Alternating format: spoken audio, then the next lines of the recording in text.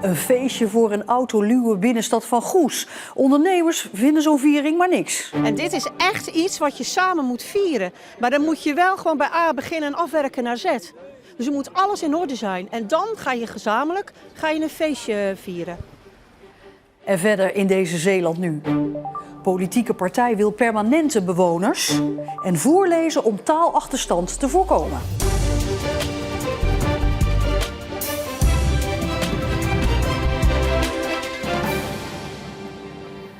Goedenavond. Boze ondernemers hebben vanmiddag een feestelijk moment van de gemeente Goes verstoord.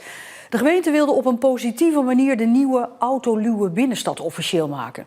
Maar daar stak een tiental ondernemers op luidruchtige wijze een stokje voor. Toeterend kwamen ze met hun bezorgscooters en bestelbusjes het plein opgereden. Het is een protestactie tegen de autoluwe binnenstad en tegelijkertijd tegen de gang van zaken van de gemeente Goes.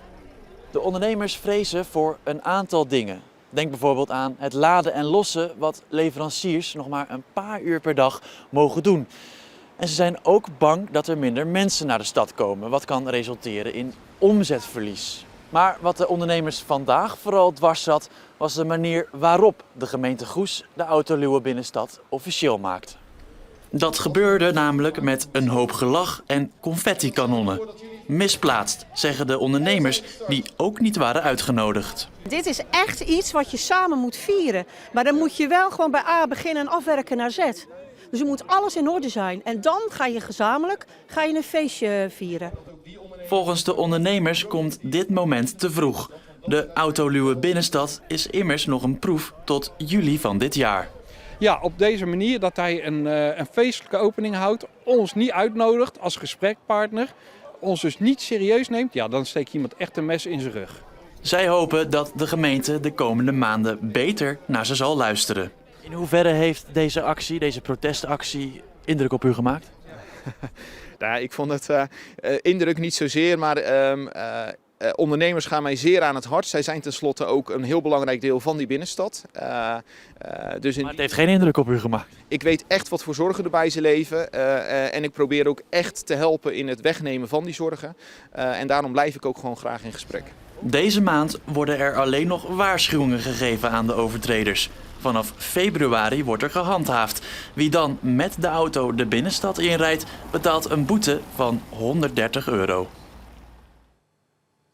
In de hele gemeente Vlissingen moeten meer betaalbare huizen beschikbaar komen voor mensen die daar permanent willen wonen.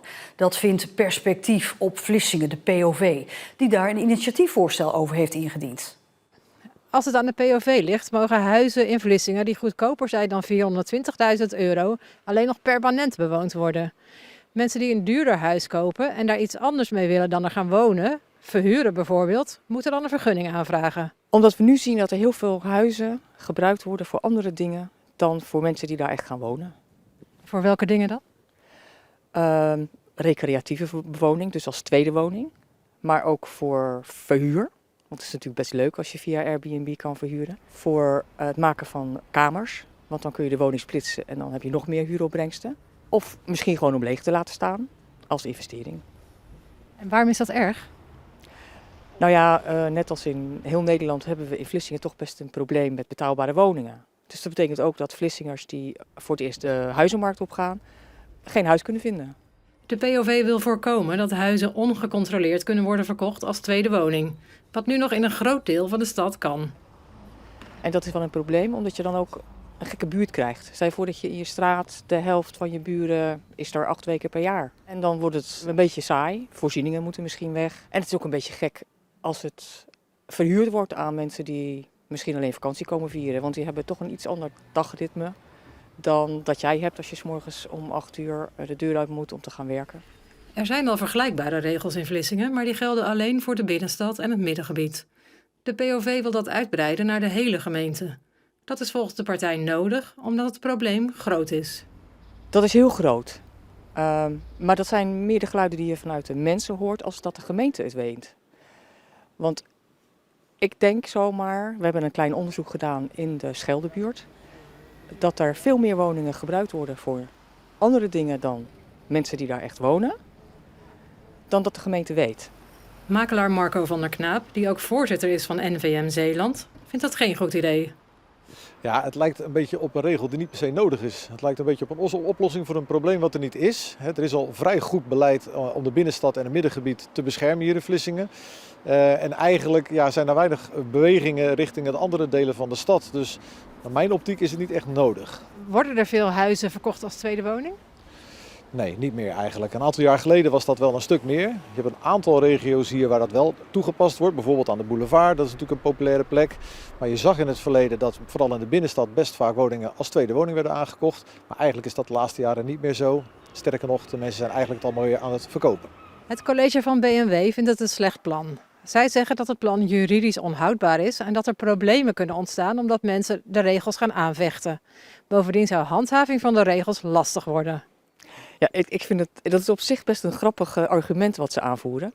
Omdat toen de Raad in 2023 dit eerste huisvestingsverordening, wat eigenlijk al een goede stap was hoor, aangenomen heeft, gebruikten ze exact dezelfde argumentatie om te laten zien hoe goed het was. Donderdagavond praat de gemeenteraad over het plan. De provincie gaat samen met het Rijk onderzoek doen naar vernieuwing of vervanging van de Zeelandbrug. Dat onderzoek moet eind dit jaar klaar zijn. De Zeelandbrug is 60 jaar oud en is dringend toe aan renovatie. Zo is het beton aangetast door het zoute water. Maar de provincie kan maar geen aannemer vinden. In het onderzoek kijken Rijk en provincie naar een renovatie, maar ook naar het model van een heel nieuwe brug. Ze delen de kosten van het onderzoek. Maar dat betekent volgens de provincie niet dat het Rijk dus straks ook automatisch de helft van de renovatie of van de nieuwe brug betaalt.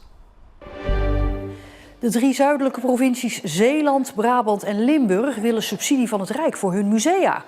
Ons land telt 31 zogeheten Rijksmusea die samen 260 miljoen euro rijksgeld mogen verdelen. Maar daarvan komt geen cent terecht in Zeeland, Brabant en Limburg, want alle Rijksmusea zitten boven de rivieren, dus niet in het zuiden van het land. En dat terwijl ook wij collecties hebben die van nationaal belang zijn, zeggen de 3 provincies. Zoals de Van Gogh-collectie in het Noord-Brabants Museum. En in Zeeland zou het dan gaan om het Zeeuws Museum in Middelburg en het Watersnoodsmuseum in Ouwerkerk. De 3 provincies willen dat het geld eerlijker verdeeld wordt over het land.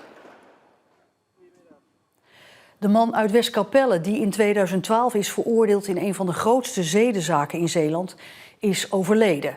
Joost W. misbruikte meer dan 100 jongens, gaf hij tijdens de rechtszaak toe. Hij gaf zijn slachtoffers bier en geld in ruil voor seksuele handelingen.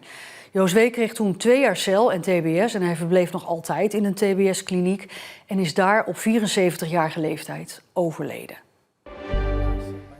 Erik van Merrienboer, tot voor kort burgemeester van Terneuzen, is door het blad Binnenlands Bestuur genomineerd voor de titel Beste Bestuurder 2025.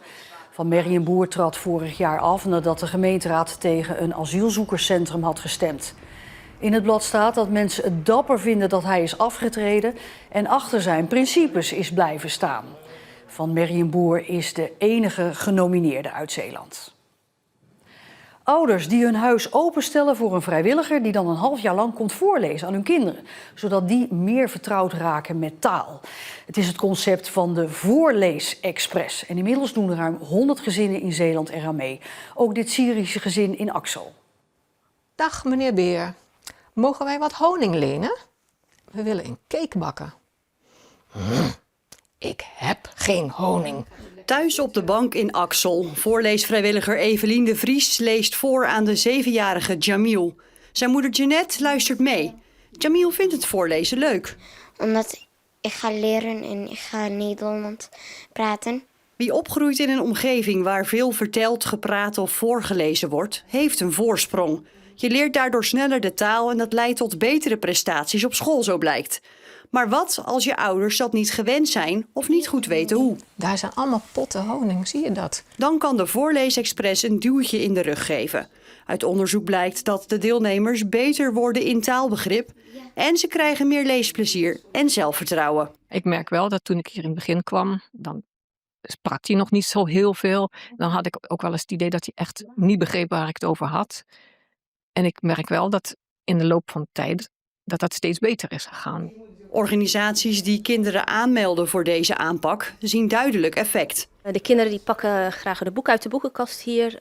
Ze herkennen de voorleesrituelen hier op de groep. De woordenschat wordt enorm vergroot, zo ook het taalbegrip. Kijkt hij daar vrolijk? Ja. Vind je dat vrolijk? Ja. Ik vind dat hij wel een beetje boos kijkt eigenlijk. En hoe hou je het effect vast als de vrijwilliger eenmaal uit beeld is? Ik denk dat in de meeste gevallen dat heel lastig is. Ik denk, Jeanette is heel erg gemotiveerd. Dus ik denk wel dat zij dat oppakt. Maar veel andere gezinnen, veel andere ouders, die vinden het heel leuk dat ik daar een periode kon voorlezen. Maar ik denk dat het daarna dan toch vaak klaar is. We hebben ook informatiebijeenkomsten georganiseerd voor ouders om het belang van voorlezen inderdaad aan te duiden. We hebben de bibliotheek bezocht met de ouders, dus uitleg gegeven over het systeem van boeken uitlenen, inleveren. Verder worden ouders hier ook uitgenodigd op de groep. 1 keer per maand lezen wij voor in verschillende groepjes. Er wordt onderzoek gedaan naar wat nodig is om te zorgen dat het geplante zaadje zich verder kan ontwikkelen. Jamil en zijn moeder zijn vast van plan om dat te doen. Het boekje is belangrijk voor kinderen en belangrijk voor mij ook, om te leren. Ja. En daarnaast blijven ze lekker veel memory spelen, want ook zo leer je woorden. Oh ja, hij heeft een stok.